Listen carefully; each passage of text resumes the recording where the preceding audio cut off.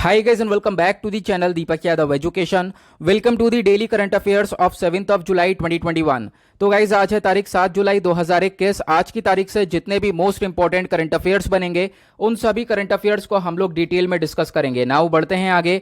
और गाइज अगर आप लोग को इस लेक्चर का पीडीएफ चाहिए तो नीचे डिस्क्रिप्शन बॉक्स में आप सभी लोगों को टेलीग्राम का लिंक दिया गया है, वहां से जाकर आप लोग इस लेक्चर के पीडीएफ को डाउनलोड कर सकते हो। और यह है मेरी Instagram ID Deepak Yadav education, यहां पर जाकर मुझे फॉलो कर लेना और अपनी जितनी भी क्वेरीज हैं मुझसे आप लोग यहां पर पूछ सकते हो। इसका लिंक भी अगेन नीचे डिस्क्रिप्शन बॉक्स में दे दिया गया है। तो चलो शुरुआत करते हैं, देखेंगे आज के टॉप न्यूज आर्टिकल्स को। जितने भी आर्टिकल्स इस वीडियो में हम डिस्कस करेंगे सिर्फ और सिर्फ टू द पॉइंट हम लोग बात करने वाले हैं, जो कि हमारे एग्जाम के पॉइंट ऑफ व्यू से रेलेवेंट होगा। दूसरी चीज, ये वीडियो सभी वीडियो से अलग क्यों हो जाती है, क्योंकि यहां पर हम लोग हर एक आर्टिकल के साथ क्वेश्चन भी डिस्कस करेंगे और वहां से आप लोगों की प्रैक्टिस भी हो जाएगी, जिससे कि आप लोग हर एक आर्टिकल को अच्छे से याद रख पाओगे। तो चलो बढ़ते हैं आगे। यह है आज का सबसे पहला आर्टिकल जिसमें डिस्कशन किया गया है निर्भया फंड के बारे में। लेकिन इस आर्टिकल को डिस्कस करने से पहले मैं आपको बता देता हूं, ये जो डेली करंट अफेयर का वीडियो है ये पिछले 2 दिन से अपलोड नहीं हो पाया था कुछ इश्यूज की वजह से, लेकिन अब यहां पर यह वीडियो कंटिन्यू अपलोड होने वाला है और इसका थंबनेल भी चेंज कर दिया गया है। थंबनेल को लेकर काफी ज्यादा परेशानी भी चल रही थी पिछले कुछ टाइम से इस डेली करंट अफेयर वीडियो के रिगार्डिंग। अब क्या है, ये थंबनेल रहने वाला है जो कि अभी लगा हुआ है। ठीक है, चलो अब हम पहले आर्टिकल की बात करते हैं। होगा क्या, हम लोग हर एक आर्टिकल को मैं बताता हूं कैसे डिस्कस करेंगे। जैसे कि ये टॉपिक है निर्भया फंड, हम लोग बात करेंगे ये न्यूज में क्यों है, फिर उसके बाद ये निर्भया फंड क्या है एग्जैक्टली, देन उसके बाद एक क्वेश्चन मैं आप लोगों को दूंगा, हाथों हाथ आप इसको सॉल्व करना, जिससे कि आप लोग जो है अपनी इसकी आप कह सकते हो आर्टिकल को मेमोराइज कर पाओगे। अब यहां पर निर्भया फंड के बारे में ये न्यूज में क्यों आया, लगभग 4 साल पहले एक मेमोरेंडम ऑफ अंडरस्टैंडिंग साइन किया गया था इंडियन रेलवे और रेलटेल के बीच में। अब ये मेमोरेंडम ऑफ अंडरस्टैंडिंग साइन किया गया ताकि जो कैमरा वगैरह है वो लगाए जाएंगे उन 983 स्टेशन के ऊपर। अब जो ये कैमरे लगाए जा रहे थे इन स्टेशन पर, ये क्यों लगाए जा रहे थे, ताकि जो वेमेन पैसेंजर्स हैं उनको एक प्रोटेक्शन दी जा सके, उनकी सेफ्टी के लिए यहाँ पर ये कैमरेज लगाए जा रहे थे। अब यहाँ पर ये जो पूरा प्रोजेक्ट, ऑब्वियस सी बात है कैमरा लगाने के लिए पैसा तो चाहिए ना, तो वो पैसा जो है वो निर्भया फंड से दिया जा रहा था, उसी वजह से निर्भया फंड न्यूज में है। लेकिन अब हम बात करें, ये जो पूरा का पूरा प्रोजेक्ट है ये अच्छे से इंप्लीमेंट ही नहीं हुआ। मतलब जैसा हमने सोचा था 4 साल पहले मेमोरेंडम ऑफ अंडरस्टैंडिंग को साइन किया गया था, उस तरीके से ये चीजें काम ही नहीं करी हैं, तो उसी वजह से आर्टिकल न्यूज में है। नाउ अब हम बात करेंगे इस निर्भया फंड के बारे में। तो निर्भया फंड का पहला ऑब्जेक्टिव आपको यह देखने को मिलेगा कि ऐसे इनिशिएटिव्स को इंप्लीमेंट करना, मतलब नए नए इनिशिएटिव्स को लाना, और वो इनिशिएटिव क्या करेंगे, वेमेन की सिक्योरिटी और सेफ्टी को और ज्यादा बढ़ाने में मदद करेंगे। जैसे कि अभी हमने ये कैमरे वाली स्कीम को देखा। देन उसके बाद आपको ये बताना है निर्भया फंड को एस्टेब्लिश कब किया गया था, लेकिन ये मैं बता रहा हूं एस्टेब्लिश किया गया था यूनियन फाइनेंस मिनिस्ट्री के द्वारा। उसी के साथ ये एक नॉन लैप्सेबल कॉर्पस फंड है, मतलब कि 1 साल में इसका फंड डिक्लेयर किया जाता है। इस पर्टिकुलर इनिशिएटिव के लिए यहाँ पर इतना फंड डिक्लेयर कर दिया जाएगा, फिर वो अगले साल में एक दूसरा फंड डिक्लेयर करा जाता है, तो इसको हम लोग नॉन लैप्सेबल कॉर्पस फंड बोलते हैं।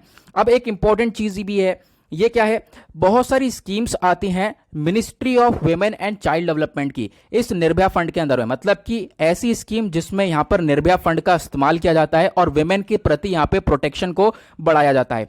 पहली स्कीम यहां पर आप देख पा रहे होंगे वन स्टॉप सेंटर स्कीम है। अब यहां पर इसको इंप्लीमेंट किया था देश भर में 1 अप्रैल 2015 में। इसका जो मेन मकसद है वो ये है सेंटर्स वगैरह को एस्टेब्लिश करना, और उन सेंटर्स के अंदर क्या होगा, जो विमेन हैं जिनके प्रति वायलेंस क्रिएट किया गया है उन विमेन को प्रोटेक्शन दी जाएगी, उनको एक तरीके से प्रोटेक्ट किया जाएगा जिनके प्रति हिंसा हुई है। ठीक है, उसी के साथ यहाँ पे जो सेंटर है ये फर्स्ट एड प्रोवाइड करवाएगा उन वेमेन को, एक मेडिकल एड देगा, पुलिस का सपोर्ट मिलेगा, लीगल एड मिलेगा, काउंसलिंग सपोर्ट भी यहाँ पर मिलने वाला है, मतलब कि वेमेन को पूरी तरह से प्रोटेक्शन मिलेगा इस स्कीम के अंडर में। अब यहाँ पे दूसरी स्कीम है वेमेन हेल्पलाइन 181, मतलब वेमेन की मदद के लिए एक हेल्पलाइन नंबर आया है 181, काफी पुराना, आपको मालूम होगा, हमने इसके बारे में डिस्कशन किया भी था। तो ये जो डिपार्टमेंट ऑफ टेलीकम्युनिकेशन है इन्होंने इस नंबर को एलोकेट किया सारे ही स्टेट्स के अंदर, सारी ही यूनियन टेरिटरीज के अंदर, ताकि जो वेमेन है अगर उनके प्रति कोई ऐसा वायलेंस क्रिएट होता है, कोई भी यहाँ पे प्रॉब्लम्स क्रिएट होती है, देन यहाँ पर वो लोग इस पर्टिकुलर नंबर के ऊपर कॉल कर सकती हैं और अपने प्रति यहाँ पर प्रोटेक्शन को और ज्यादा बढ़ा सकती हैं। ठीक है, अब जो यहाँ पर पूरा का पूरा वन स्टॉप सेंटर है, ये जो हेल्पलाइन नंबर है, एक तरीके से इसको एस्टेब्लिश किया गया ministry of women and child development के द्वारा।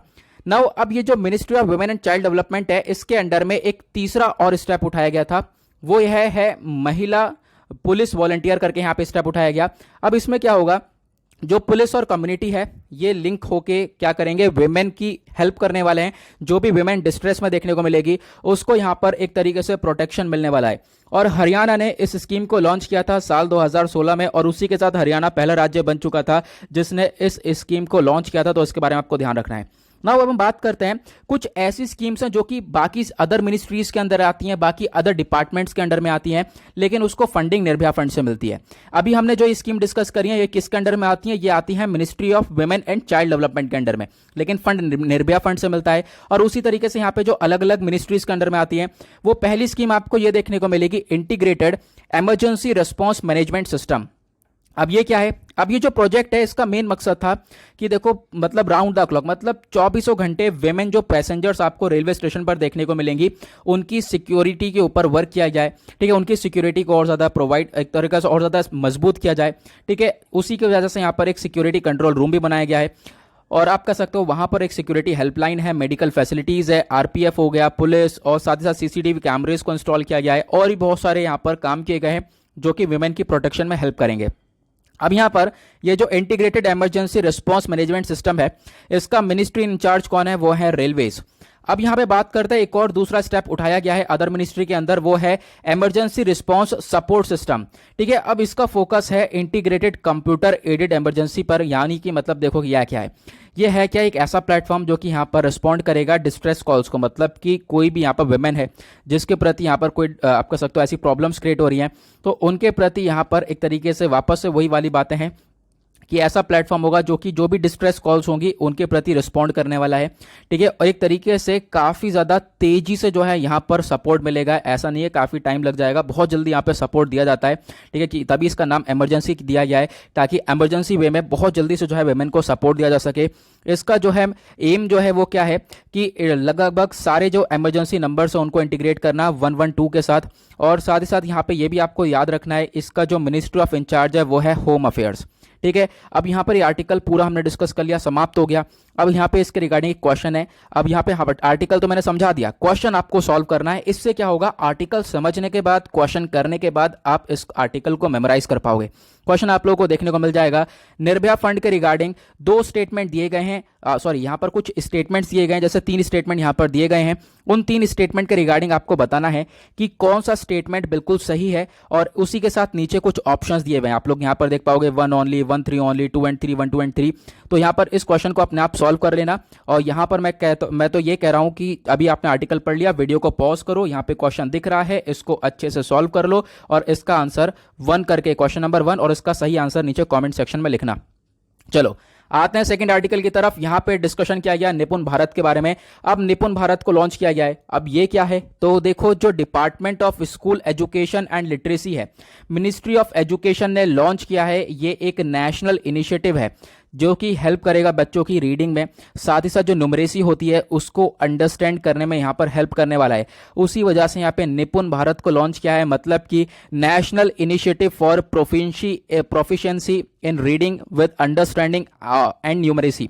ठीक है, और यहाँ पर इसको लॉन्च किया गया 5 जुलाई 2021 को, तो उसी वजह से आर्टिकल न्यूज़ में है। इसका विजन यही है, ये जो निपुण भारत मिशन है इसका मेन मकसद यह है कि ऐसा एनवायरनमेंट क्रिएट करना जहां पर बच्चा जो है लर्न कर सके, पढ़ना सीख सके, लिखना सीख सके, न्यूमरेसी की तरफ फोकस कर सके। ठीक है, यहाँ पर इस चीज़ के ऊपर फोकस किया जा रहा है, और ये आप कह सकते हो कि निपुण भारत को इम्प्लीमेंट किया जाएगा department of school education and literacy के द्वारा। पहली इंपॉर्टेंट चीज़ जो उसकी आपसे क्वेश्चन बन सकता है, इसको इम्प्लीमेंट किया जाएगा department of school education and literacy के द्वारा।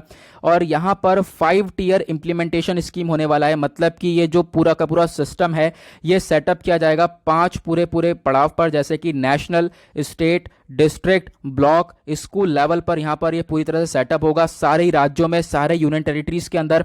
और ये जो पूरा का पूरा सपोर्ट मिलने वाला है, आप कह सकते हो एक सेंट्रल स्पॉन्सर्ड स्कीम है, किसकी, समग्र शिक्षा की। तो इसके बारे में आपको ध्यान रखना है, ये काफ़ी ज़्यादा आर्टिकल इंपॉर्टेंट हो जाता है। नाउ अब इसके प्रति यहाँ पे क्वेश्चन बन जाता है, क्वेश्चन आपको नीचे देखने को मिलेगा। आर्टिकल आपने पढ़ लिया, क्वेश्चन बोलता है निपुण भारत मिशन के रिगार्डिंग आपको यहाँ पर 2 स्टेटमेंट दे रखे हैं, बताना यह है कि कौन सा स्टेटमेंट बिल्कुल सही है। और यहाँ पर आप देख पाओगे कुछ ऑप्शंस दे रखे हैं, तो मैं तो कहता हूँ यहाँ पर हाथों हाथ सॉल्व करो, क्वेश्चन नंबर 2 डालो और इसका आंसर ज़रा नीचे कमेंट सेक्शन में सही आंसर लिखना। चलो अब आते हैं नेक्स्ट आर्टिकल की तरफ। अगेन एक और मोस्ट इंपॉर्टेंट आर्टिकल जहां पर स्वामी विवेकानंद जी के बारे में बातचीत करी गई है। अब ये आर्टिकल न्यूज़ में क्यों है? क्योंकि अभी हमारे देश ने रिमेंबर किया स्वामी विवेकानंद जी की डेथ एनिवर्सरी। डेथ एनिवर्सरी मनाई जाती है 4 जुलाई को। तो 4 जुलाई 1902 में इनकी डेथ हुई थी। उसी वजह से जो है इनकी डेथ एनिवर्सरी को सेलिब्रेट किया गया है। बोला यह जाता है ये 39 की उम्र के थे, यानी 39 साल की उनकी उम्र थी और इनकी डेथ हुई थी बेलर मठ यानी वेस्ट बंगाल के अंदर। आप कह सकते हो कि काफ़ी इंपॉर्टेंट पर्सन है, मतलब कि मेरे तो इंस्पिरेशन है, बहुत सारे लोगों की इंस्पिरेशन होंगे। ये बहुत कुछ यहाँ से सीखने को मिलता है, खासकर अपनी थॉट्स के ऊपर यहाँ पे वर्क करना सबसे बड़ी बात। यहाँ पे मेडिटेशन के अंदर एक एक्सपर्ट माने जाते हैं ये, ठीक है। अपने थॉट्स के ऊपर कंट्रोल करना यहाँ पर इनका सबसे बड़ा काम था। मतलब कि इन्होंने यहाँ पर ये चीज़ें काफ़ी हद तक सिखाई हैं लोगों को। उसके बाद यहाँ पे जो स्वामी विवेकानंद जी हैं, इनकी आप कह सकते हो कि जन्म हुआ था 1863 में और डेथ हो गई थी 1902 में। और यहाँ पे आप कह सकते हो कि ये एक इंडियन हिंदू मॉन्क थे और एक शिष्य भी रह चुके हैं ये। और साथ ही साथ यहाँ पे हम लोग बात करें मेडिटेशन एक्सपर्ट, जैसे मैंने आपको बताया इनको मेडिटेशन एक्सपर्ट भी बोला जाता था। ये बाद में यूनाइटेड स्टेट्स भी गए और इंडिया को रिप्रेजेंट किया वहाँ पर। और साथ ही साथ आप कह सकते हो कि इन्होंने हिंदुइज्म को भी इंट्रोड्यूस किया पूरे दुनिया भर में। तो यहाँ पर इंडिया को उन्होंने कब रिप्रेजेंट किया था? 1893 parliament of world religion in Chicago के अंदर। तो यहाँ पर आप लोग इसके बारे में देख सकते हो। अब रामकृष्ण मिशन के बारे में बात करें तो 1897 में क्या हुआ, यहाँ पे जो स्वामी विवेकानंद जी हैं इन्होंने रामकृष्ण मठ को फाउंड किया था। तो आपको ध्यान रखना है। और जो रामकृष्ण मिशन है इन्होंने यहाँ पे फाउंड किया, ये एक Indian socio religious reform movement था, ठीक है। ज़्यादा डिटेल में आप लोग हिस्ट्री में इसको पढ़ पाओगे, इसकी हिस्ट्री काफ़ी ज़्यादा लंबी हो जाएगी, ठीक है। तो वो तो आप स्टैटिक पार्ट में पढ़ने ही वाले हो, ठीक है। तो इतना ज़्यादा हम लोग यहाँ पर फोकस नहीं कर रहे हैं फिलहाल, मतलब इतना तो बता ही दे रहा हूँ कि आप लोगों के रिगार्डिंग कोई क्वेश्चन आए तो इस आर्टिकल के रिगार्डिंग तो आप लोग कर पाओ। उसी के साथ यहाँ पर बोला यह जाता है काम ऐसा इनका सेल्फलेस वर्क करना था, ठीक है। डेडिकेशन टू गॉड इन्होंने दिखाया। उसके बाद यहाँ पर और क्या क्या चीज़ें हैं, एक इन्होंने नई थ्योरी दी थी एथिक्स के ऊपर, मॉरलिटी के ऊपर, ठीक है। एक प्योरिटी के ऊपर यहाँ पर उन्होंने नई थ्योरी दी थी। 1984 में जो गवर्नमेंट ऑफ इंडिया है उन्होंने डिक्लेयर किया 12 जनवरी को क्या होगा, जो स्वामी विवेकानंद जी का बर्थडे होता है 12 जनवरी को, उसको सेलिब्रेट किया जाएगा as a national youth day. तो उस वजह से भी आर्टिकल काफ़ी ज़्यादा न्यूज़ में रहता है, साल में 2 बार आर्टिकल ये न्यूज़ में आ जाता है। लेकिन अब इस आर्टिकल के रिगार्डिंग एक क्वेश्चन बनता है, क्वेश्चन आप लोगों को नीचे देखने को मिल पाएगा। यह है who among the following founded the Ramakrishna Math और Ramakrishna mission a Indian socio religious reform movement. आपको सारे नीचे कमेंट सेक्शन में आंसर दे रखे हैं, बहुत ही आसान है, मतलब इससे आसान तो कुछ हो ही नहीं सकता। इसका आंसर नहीं दिया तो छोड़ दो फिर पढ़ाई। चलो अब आगे बढ़ते हैं। नेक्स्ट आर्टिकल यहाँ पे बात करता है इंडो इटलियन टाइज के बारे में। इंडो और इटली की टाइज क्या है? तो देखो हुआ क्या है, अभी यहाँ पर अक्टूबर 2018 की बात है, तभी यहाँ पर इंडिया और इटली के बीच में एक समिट हुआ था। लेकिन उसके बाद से कोई इतने बायलैटरल रिलेशंस ग्रो होते हुए नजर आए नहीं है। लेकिन अभी यहाँ पर एक लेटेस्ट विजिट देखने को मिल रहा है हमारे external affair minister doctor S Jaishankar साहब का, जो कि मटेरा गए इटली के अंदर।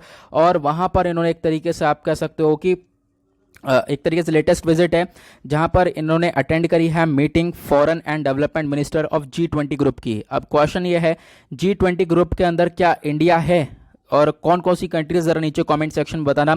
G20 और G7 ग्रुप्स के अंदर क्या डिफरेंस है, तो यहाँ पर आप लोग ये भी बताना नीचे कमेंट सेक्शन में। तो यहाँ पर अभी क्या हो रहा है, इंडिया और इटली की मीटिंग चल रही है जहाँ पर बायलैटरल रिलेशंस को थोड़ा सा ग्रो करने की बातचीत करी गई है। इटली कहाँ पर है मैप में, तो यहाँ पर आप लोग देख सकते हो। इटली आपको यहाँ पर देखने को मिलेगा, इसकी कैपिटल रोम है। इधर आपको एड्रियाटिक सी देखने को मिल जाएगा, इसके बारे में आपको ध्यान रखना है। ओके चलो फिर आगे बढ़ते हैं नेक्स्ट आर्टिकल की तरफ। अब यहाँ पे बात करते हैं इटली के बारे में। तो इटली एक 8वां लार्जेस्ट इकोनॉमी है दुनिया भर का। और इटली यहाँ पर आप कह सकते हो एक मेंबर बोला जाता है यूरोपियन यूनियन का। यूरोपियन यूनियन के अंदर 27 कंट्री देखने को मिलेंगी, तो 27 में से एक मेंबर यहाँ पर यूरोपियन यूनियन का वो इटली भी है। साथ ही साथ आप कह सकते हो कि एक इन्फ्लुएंशियल है G20 का, पावरफुल G7, और साथ ही साथ जो आप कह सकते हो कि काफ़ी सारे इंपॉर्टेंट ग्रुप्स हैं जहाँ पर इटली आपको एक पार्ट देखने को मिलेगा। साथ ही साथ इटली को यहाँ पे चूज़ किया गया है इंडिया के साथ यहाँ पर 5 प्रायोरिटी कंट्रीज़ में। तो आपको ध्यान रखना है, अगर हम बात करें रिलेशंस में जो इंपॉर्टेंट रिलेशंस है, तो इंडिया और इटली के भी रिलेशंस कहीं ना कहीं एक अपर लेवल पर स्टैंड करते हुए नजर आएंगे। इकोनॉमी और व्यापार के अलावा अगर हम लोग बात करें तो इन दोनों ही कंट्रीज़ के और भी बहुत सारी जगह पर रिलेशंस देखने को मिलेंगे, जैसे कि डिफेंस कोऑपरेशन हो गया, यहाँ पर भी रिलेशंस काफ़ी हद तक इंक्रीज़ हुए हैं। साथ ही साथ आप लोग देख पाओगे जो टेक्नोलॉजी कोऑपरेशन हो गया उसके अंदर भी इनके रिलेशंस काफ़ी बढ़ते हुए नजर आएंगे। को प्रोडक्शन हो गया, जो दोनों ही कंट्रीज़ है वो एक तरीके से यहाँ पर इन्होंने ऑलरेडी एक जॉइंट डिफेंस कमेटी सेटअप कर रखी है ताकि इन सब चीज़ों को खासकर जो डिफेंस रिलेशंस हैं उनको और ज़्यादा प्रमोट किया जा सके। इनफैक्ट नवंबर 2020 की बात है, वर्चुअल एक समिट हुआ था, मतलब कि वीडियो कॉन्फ्रेंस के माध्यम से एक समिट किया गया। प्राइम मिनिस्टर नरेंद्र मोदी थे, साथ ही साथ वहाँ के प्राइम मिनिस्टर गुसेप कॉन्टे थे। अब यहाँ पर इसके अंदर बहुत सारी चीज़ों का डिस्कशन किया गया। इन्होंने जो है अपने स्ट्रैटेजिक गोल्स डिस्कस किए। एक तरीके से दोनों कंट्रीज़ मिलकर कोऑपरेट करके काम करेंगी, लगभग 2025 तक काफ़ी बेहतरीन तरीके से वर्क करने वाली हैं, उसको लेकर यहाँ पे डिस्कशन किया गया था। अब यहाँ पे पांचवा लार्जेस्ट ट्रेड पार्टनर अगर हम बात करें यूरोपियन यूनियन का, उसको भी बोला गया, और इसी के साथ इंडिया जो है एक होम है। लगभग 600 इटलियन कंपनीज आपको इंडिया के अंदर आपको देखने को मिलेंगी। और ट्रेड पार्टनर में बात करें तो 5वें नंबर पर इटली स्टैंड करता है ट्रेड पार्टनर के अंदर। इटली जो है लगभग होस्ट करता है 1,80,000 ओवरसीज इंडियंस को, तो इसके बारे में भी आपको ध्यान रखना है। छोटी सी इंफॉर्मेशन है, इंपॉर्टेंट है।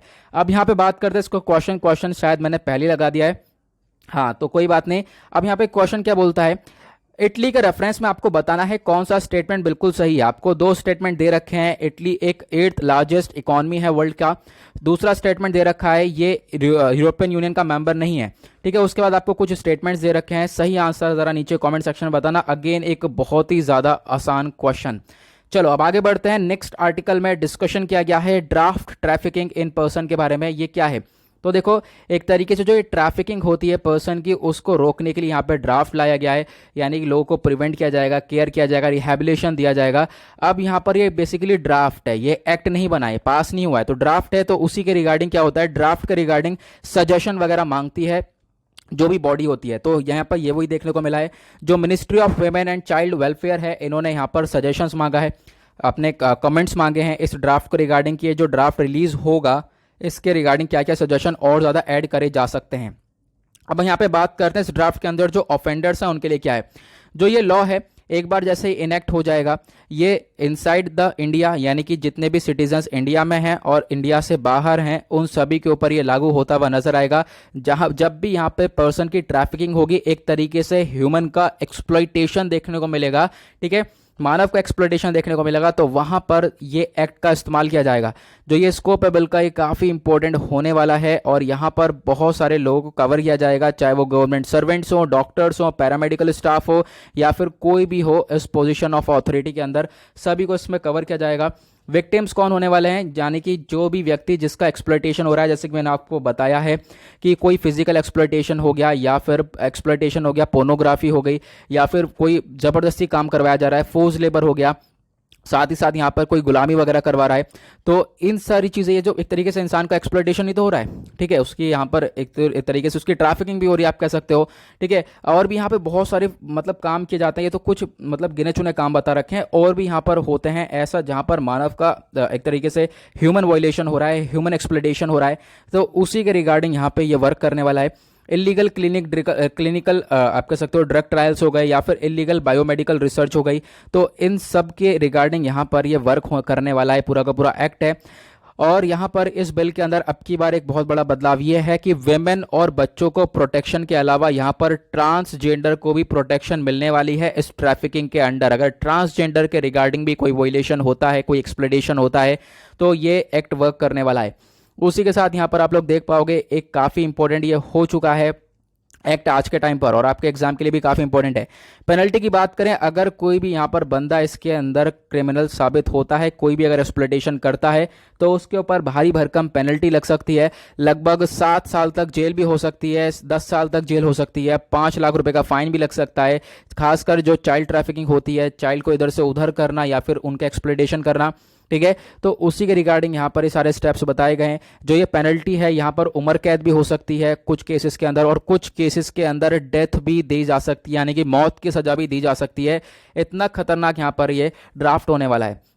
देन उसके बाद बैकग्राउंड की बात करें तो लगभग 2018 में एक प्रीवियस ड्राफ्ट भी इंट्रोड्यूस किया गया था, लोकसभा ने उसको पास भी कर दिया था, लेकिन इसका बहुत ज़्यादा ओपोजिशन हुआ। अब यहाँ पे जो भी आप कह सकते हो कि इसको राज्यसभा के अंदर इंट्रोड्यूस नहीं किया गया था। अब यहाँ पे एक्सपर्ट्स का यहाँ पे कहना यह भी है कि देखो अब जो भी चीज़ें हमारी पहले वाले लॉ के अंदर नहीं थी, अब वो इस पूरे के पूरे ड्राफ्ट के अंदर डाल दी गई हैं। अब ये ड्राफ्ट पास होता है तो उसके बाद यहाँ पर ये सारी चीज़ें लागू होती हुई नजर आएगी, जो कि अभी हम लोगों ने डिस्कस करी हैं। नाउ अब इस आर्टिकल के रिगार्डिंग क्वेश्चन बन जाएगा, आपको ये बताना है with reference to the draft trafficking in person. ठीक है, आपको बताना है कि कौन सा स्टेटमेंट बिल्कुल सही है।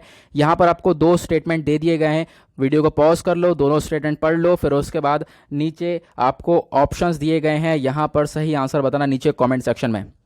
चलो नेक्स्ट आर्टिकल की तरफ आते हैं। यहाँ पे डिस्कशन किया गया है चाइल्ड सोल्जर्स के बारे में। थंबनेल में देखा होगा एक छोटा सा पिक्चर लगा हुआ है, मतलब यहाँ पर भी हमने कुछ ना कुछ ट्रिक लगा दी है इस थंबनेल के अंदर, कुछ डिफरेंट करने की कोशिश करी है। नाउ चाइल्ड सोल्जर्स को लेकर बात करें तो जो यूएसए है, यूनाइटेड स्टेट्स ऑफ अमेरिका, उसने पाकिस्तान के साथ 14 और देशों को यहाँ पर इस लिस्ट के अंदर डाल दिया है, जो कि कंट्री ऐसी हैं जो कि बच्चों को एक तरीके से फौज में भर्ती कर रही हैं। ठीक है, चाइल्ड का रिक्रूटमेंट कर रही हैं खासकर, तो उसी को लेकर यहाँ पे चर्चा करी गई है। तो बहुत सारी कंट्री आपको देखने को मिलेंगी जो कि 15 साल से कम उम्र वाले बच्चों को जो है एक तरीके से क्या कर रही हैं, रिक्रूट कर रही हैं। अब यहाँ पे एक चीज़ और बता दूं मैं आप लोगों को, वो ये है कि आपने ये थंबनेल तो देखा ही होगा, तो थंबनेल में मैंने लिखा हुआ है बच्चों को फौज में भर्ती कर रहे हैं, यहाँ पे इंडिया का फ्लैग लगा रखा है। तो अब ये मत सोचना कि यहाँ पर इसके अंदर इंडिया है, तो ये चीज़ें आपको नहीं सोचनी है। यहाँ पे क्या है, इंडिया का फ्लैग मुझे बहुत ज़्यादा पसंद है यार, बहुत ज़्यादा सच्ची मुझे पसंद है। मैंने बहुत सारी जगह पर मैं यूज़ करने की कोशिश करता हूँ, जहाँ पे कर पाता हूँ यूज़ करता ही हूँ। तो आपको यहाँ पर अगर ये थंबनेल इस तरीके का रहता है आगे भी, तो आपको ये जो फ्लैग है वो यहाँ पर लगा हुआ नज़र आएगा ही आएगा। ओके, चलो वापस से आर्टिकल पर आते हैं। यहाँ पर क्या बोला गया है, जो रिक्रूटमेंट है, ठीक है, अब यहाँ पर क्या है कि ऐसे बच्चों का रिक्रूटमेंट किया गया है जो कि 15 साल से कम उम्र के हैं, और ये चीज़ें अलाउ नहीं करता है, इसको हम पहले ही रोक चुके हैं। एक तरीके से इसको प्रोहिबिट किया गया है, किसके द्वारा, जो यूएन कन्वेंशन है on the rights of the child, जिसको हम लोग CRC बोलते हैं, तो इसने पहले इसको रोक रखा है। लेकिन अभी यहाँ पर इसका हनन होता हुआ नजर आएगा एक तरीके से। बहुत सारी कंट्रीज 15 साल से कम उम्र वाले बच्चों को फौज के अंदर भर्ती कर रही हैं।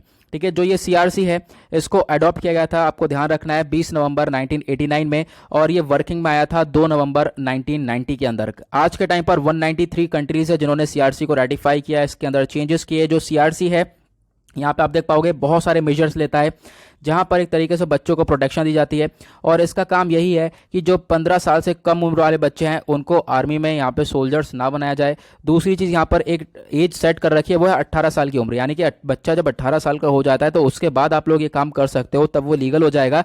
लेकिन बच्चा 15 साल से कम उम्र का है तो आप उसको फौज में भर्ती कर रहे हो, तो ये चीज़ यहाँ पर गलत होती हुई नजर आएगी, ऐसा यहाँ पे बोला गया। अब यहाँ पे option protocol of the CRC के बारे में डिस्कशन किया गया है। देखो साल 2000 में क्या हुआ था, UN कमेटी बनाई गई थी राइट्स ऑफ द चाइल्ड की। अब यहाँ पे जो साल 2000 में जो UN committee on the rights of the child है, ठीक है, जिसको CRC शायद बोला जाता है, ठीक है। अब क्या है कि देखो इन्होंने अडॉप्ट किया था एक option protocol to the convention on the rights of child. ठीक है, अब राइट्स ऑफ चाइल्ड आपको यहाँ पर ये देखने को मिलेगा, थोड़ी बहुत गलती हो रही है, उसको माफ़ करना, काफ़ी देर हो चुकी है। तो यहाँ पे क्या है कि convention on the rights of child, यहाँ पे क्या है कि इसके अंदर एक तरीके से बच्चों का जो भी इन्वॉल्वमेंट होता है आर्म्ड कॉन्फ्लिक्ट के अंदर, उसको ये रोकने का वर्क करता है। जो ये CRC है, यहाँ पर आपको बहुत सारे स्टेट्स देखने को मिलेंगे जो कि एक तरीके से इसके प्रोहिबिशन के ऊपर भी काम करते हैं, लेकिन बहुत सारे यहाँ पर स्टेट्स देखने को मिलेंगे जहाँ पर बच्चों का इस्तेमाल किया जाता है, 15 साल से कम उम्र में उनको फौज में भर्ती किया जाता है। तो इसके बारे में यहाँ पे चर्चा करी गई है। ठीक है, तो यहाँ पे आपको ध्यान रखना है, साल 2000 में जो UN कमेटी है राइट्स ऑफ चाइल्ड की, इन्होंने एक ये CRC को अडॉप्ट किया, ऑप्शनल प्रोटोकॉल को अडॉप्ट किया गया था इस CRC के रिगार्डिंग। तो अब यहाँ पे आपको ये समझना है। ओके, नाउ अब इसके रिगार्डिंग एक क्वेश्चन बन जाएगा, क्वेश्चन आप लोग को ये देखने को मिल जाएगा, ये जो option protocol to the UN convention on the rights of child है, जो कि CRC है, जो कि अभी हमने देखा, इसके रिगार्डिंग आपको ये दो स्टेटमेंट दे रखे हैं, कौन सा स्टेटमेंट बिल्कुल सही है आपको ये बताना है। ठीक है, और लास्ट यहाँ पे पॉइंट ये बोलता है जो यूनाइटेड स्टेट है यानी US है, वो आज के टाइम पर इस ऑप्शनल प्रोटोकॉल का एक पार्टी देखने को मिलेगा, मतलब जो CRC है उसकी मेन पार्टी आपको US ये देखने को मिल जाता है। ठीक है, अब क्वेश्चन इसका दे दिया है, आंसर आपको सॉल्व करना है। नेक्स्ट आर्टिकल की तरफ आते हैं। यहाँ पे चर्चा करी गई है बोल्ड प्रोजेक्ट के बारे में। अब ये क्या है, तो ये देखो एक यूनिक साइंटिफिक एक्सरसाइज चलवाई जा रही है जहाँ पर डेजर्टिफिकेशन को कम करने की कोशिश करी है ना। और डेजर्टिफिकेशन क्या होता है, तो एक तरीके से आप कह सकते हो कि ये एक ऐसा प्रोसेस है जहां पर जो फर्टाइल लैंड होती है, जो उपजाऊ जमीन होती है, वो एक डेजर्ट सी बन जाती है, सूखा पड़ जाता है, वहां पर डिफॉरेस्टेशन देखने को मिलता है। तो यहाँ पर इसी सिचुएशन को कम करने के लिए एक बोल्ड प्रोजेक्ट चलाया गया है और एक तरीके से यहाँ पर इस प्रोजेक्ट को सपोर्ट मिल रहा है KVIC khadi and village industry commission के द्वारा। अब जो ये प्रोजेक्ट है इसका नाम बोल्ड है, फुल फॉर्म क्या है, bamboo oasis on land in draft. मतलब कि बैम्बू का इस्तेमाल किया जाएगा, बैम्बू को उगाया जाएगा और बैम्बू की मदद से ही जमीन को फर्टाइल बनाया जाएगा। ये ऐसी कोई पहली एक्सरसाइज चलाई जा रही है भारत के अंदर जिसको लॉन्च किया गया है आज, तो इसके बारे में आपको ध्यान रखना है। एक तरीके से इसको लॉन्च किया गया था 2 दिन पहले। अब यहाँ पर आप कह सकते हो कि इसको लॉन्च किया गया फ्रॉम द ट्राइबल विलेज, जैसे कि आपको कुछ गांव देखने को मिलेंगे निचला मांडवा उदयपुर राजस्थान के अंदर, वहाँ से इसको लॉन्च किया गया। होगा क्या, इसके अंदर 5000 जो छोटे छोटे बैम्बू के पौधे हैं, पौधे कह सकते हो, जो छोटे छोटे बाम्बू हैं उनकी प्रजातियों को उगाया जाएगा। जैसे बम्बूसा तुलडा की बात करी गई है, बम्बूसा पोलीमोर्फा, इनको यहाँ पर उगाया जाएगा। और यहाँ पर आप कह सकते हो कि इनको प्लांट करने के बाद कितने एरिया में प्लांट किया जाएगा, 16 एकड़ की ज़मीन पर प्लांट किया जाएगा। और उसके बाद यहाँ पे इसके बहुत सारे बेनिफिट मिलने वाले हैं। और फिर क्या होगा, इसके अंदर एक तरीके से ये जो बोल्ड प्रोजेक्ट है ये क्या करेगा, ये बैम्बू बेस्ड ग्रीन पैचेस बनाएगा और इससे क्या होगा, जो भी लैंड डिग्रेडेशन है, जो भी यहाँ ज़मीन बर्बाद हो रही थी, ये डिसर्टिफिकेशन देखने को मिल रहा था, सूखा पड़ता हुआ नजर आ रहा था, वो चीज़ें प्रिवेंट होंगी और कहीं ना कहीं इसका फ़ायदा होता हुआ नजर आएगा, ज़मीन को उपजाऊ ये बनाता हुआ नजर आएगा। जो ये इनिशिएटिव है इसको लॉन्च किया गया है एक केवीआईसी के पार्ट पर। केवीआईसी क्या है ये भी हमने देखा था, ठीक है। अब यहाँ पर आप कह सकते हो कि पार्ट ऑफ केवीआईसी एक फेस्टिवल सेलिब्रेट करता है जिसका नाम है खादी बैम्बू फेस्टिवल, ठीक है। और यहाँ पर ये जो खादी बैम्बू फेस्टिवल है उसी की वजह से इस इनिशिएटिव को लॉन्च किया गया है, तो इसके बारे में आपको ध्यान रखना है। नाउ जो ये केवीआईसी है ये चीज़ वापस से दोबारा दोहरा रहा है और यहाँ पे जो आप कह सकते हो इस प्रोजेक्ट को रेप्लिकेट कर रहा है, दोबारा दोहरा रहा है बहुत सारी जगह पर। जैसे कि यहाँ पर विलेज धोलेरा हो गया अहमदाबाद डिस्ट्रिक्ट के अंदर गुजरात में, लेह लद्दाख रीजन हो गया, तो यहाँ पर भी आने वाले टाइम पे ऐसे प्रोजेक्ट्स देखने को मिल पाएंगे, तो इसके बारे में आपको ध्यान रखना है। केवीआईसी के आज के टाइम पर जो चेयरमैन हैं श्री विनय कुमार सक्सेना, उन्होंने बोला है जो ये ग्रीन पैचेस हैं बैम्बू के, ये 3 प्लेसेस के अंदर काफ़ी ज़्यादा मददगार होने वाले हैं। जो भी यहाँ पर लैंड डिग्रेडेशन है, लैंड पोल्यूशन है, उसको कम करते हुए नजर आएंगे, ऐसा यहाँ पर बोला गया है। और काफ़ी हद तक डेवलपमेंट भी नजर आएगा और फिर ज़मीन उपजाऊ बनेगी और साथ ही साथ यहाँ पर एक फूड सिक्योरिटी भी दिखती हुई हम लोगों को नजर आएगी।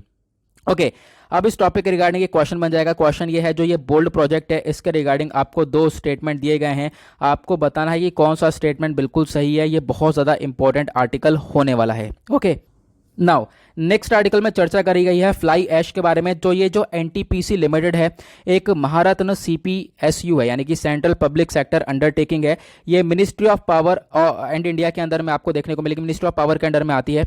अभी क्या है कि इंडिया का एक लार्जेस्ट इंटीग्रेटेड पावर प्रोड्यूसर है ये, ठीक है, यानी कि जो इलेक्ट्रिसिटी वगैरह वो जनरेट करता हुआ नजर आता है आपको, एनटीपीसी है।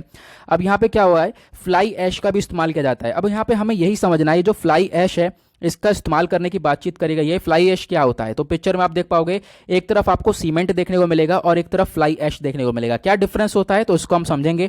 फ्लाई ऐश यहाँ पर एक तरीके से जनरेट किया जाता है एनटीपीसी स्टेशन के अंदर, ठीक है, और एक तरीके से यहाँ पर इसका इस्तेमाल किया जाता है सीमेंट को बनाने के लिए। फ्लाई ऐश का इस्तेमाल किया जाता है सीमेंट को बनाने के लिए, कंक्रीट प्रोडक्ट्स को बनाने के लिए, या फिर ईंट हो गई, ब्रिक्स, ब्लॉक्स, टाइल वगैरह हो गई, उसको बनाने के लिए भी यहाँ पर फ्लाई ऐश का इस्तेमाल किया जाता है, तो आपको ध्यान रखना है। अब यहाँ पे क्या हो रहा है, इस फ्लाई ऐश ब्रिक्स का प्रमोशन हो रहा है, मतलब कि जो बिल्डिंग का कंस्ट्रक्शन वगैरह है उसके अंदर फ्लाई ऐश का ज़्यादा इस्तेमाल हो, उसी वजह से यहाँ पर आर्टिकल न्यूज़ में है कि यहाँ पर बोला जा रहा है कि फ्लाई ऐश का भी इस्तेमाल करना चाहिए काफ़ी ज़्यादा जगहों पर, ठीक है। अब क्या होगा, जो ये ब्रिक्स वगैरह वो इस्तेमाल होती हैं और आप कह सकते हो कि इसके अंदर भी फ्लाई ऐश का इस्तेमाल होता हुआ नज़र आता है। साथ ही साथ एनटीपीसी ने एक fly ash brick manufacturing plant को सेटअप किया है और उसी के साथ यहाँ पर ये बोला गया है लगभग यहाँ पर पिछले 5 सालों के अंदर जो ये फ्लाई ऐश यूटिलाइजेशन है वो काफ़ी ज़्यादा बढ़ता हुआ नज़र आया है। 80% यहाँ पर कंट्री के अंदर फ्लाई ऐश का इस्तेमाल बढ़ा है, तो उसी के बारे में एक छोटी सी चर्चा है। तो आपको ध्यान रखना है ये फ्लाई ऐश होता क्या है एग्जैक्टली, तो इसके बारे में आपको ध्यान रखना है, छोटी सी इन्फॉर्मेशन है, ठीक है। तो आपको बताना है जो ये फ्लाई ऐश है वो क्या है, एक बाई प्रोडक्ट है ऑफ पावर जनरेशन विद कोल, ठीक है, मतलब कि एक तरीके से आप कह सकते हो जो ये पावर जनरेशन के अंदर भी यहाँ पर इसका काम किया जाता है। पावर को जनरेट करने के लिए भी एनटीपीसी इसका इस्तेमाल करता है। अच्छा, ये वाला पॉइंट हमने छोड़ दिया क्या? अच्छा यार, हाँ ये पॉइंट ऊपर रह गया है, ठीक है, नज़र नहीं पड़ी मेरी। जो ये फ्लाई ऐश है ये एक बाई प्रोडक्ट है ऑफ पावर जनरेशन, ठीक है। पावर जनरेशन के लिए भी यहाँ पर इसका इस्तेमाल किया जाता है, तो उसके बारे में यहाँ पे चर्चा करी गई है, तो इसके बारे में आपको ध्यान रखना है। दो स्टेटमेंट आपको दे रखे हैं फ्लाई ऐश के रिगार्डिंग, आपको बहुत सारे ऑप्शंस दिए हुए नीचे, आराम से जो है इस क्वेश्चन को सॉल्व कर सकते हो। ओके, अब जो ये वाला आर्टिकल है ये बिल्कुल बेकार है, इसको हम लोग यहाँ पर डिस्कस नहीं करने वाले हैं, मैंने मतलब ऐसे ही लगा दिया, कोई बात नहीं, यहाँ पर इसको हम लोग एस्केप कर देंगे। ओके, नाउ अब क्या होगा, इसके बाद एक लास्ट आर्टिकल है आज का, वो है अतुल केशव साहब के बारे में। जो ये अतुल केशव है ये एक तरीके से यूनाइटेड स्टेट्स के नए एनवॉय हैं टुवर्ड्स द इंडिया। ये सर्व करने वाले हैं as a charge affairs at the US mission in India. आपको ध्यान रखना है, तो ये ऐसे व्यक्ति हैं, तो आपको ध्यान रखना है कि आप कह सकते हो कि इन्होंने हाल ही में सर्व किया है as a ambassador to Sri Lanka and Maldives. तो अब यहाँ पर ये सर्व करने वाले हैं इंडिया के प्रति, तो उसके बारे में छोटी सी चर्चा है, तो इनका नाम याद रखना है। अतुल केशव कौन है? अब यहाँ पर आपको नीचे बहुत सारे आंसर दे रखे हैं, ऑप्शन दे रखे हैं, आपको सही आंसर बताना है। तो यहाँ पर आप कह सकते हो, मैं आपको बता देता हूँ, अतुल केशव एक United states and new envoy होने वाले हैं towards the India. Okay, now इसी के साथ करते हैं लेक्चर को समाप्त। आई होप आप लोगों को सभी आर्टिकल अच्छे से क्लियर हो गए होंगे, और मतलब जहाँ पर ज़्यादा इंपॉर्टेंस थी वहाँ मैंने ज़्यादा डिस्कशन किया है, जो आर्टिकल ज़्यादा इंपॉर्टेंट नहीं है वहाँ पे मैंने ज़्यादा डिस्कशन नहीं किया है। तो ये मत सोचना कोई आर्टिकल ज़्यादा डिस्कस किया है तो आपका टाइम बचाने के लिए यहाँ पे काम किया गया है। फालतू में अगर वो उस आर्टिकल में खींचूंगा तो फिर वहाँ पर टाइम भी वेस्ट होगा, वीडियो भी लंबा होगा। ठीक है, तो मिलते हैं आप लोगों से नेक्स्ट वीडियो में। आज के लिए bye bye, have a nice day, thank you and जय हिंद।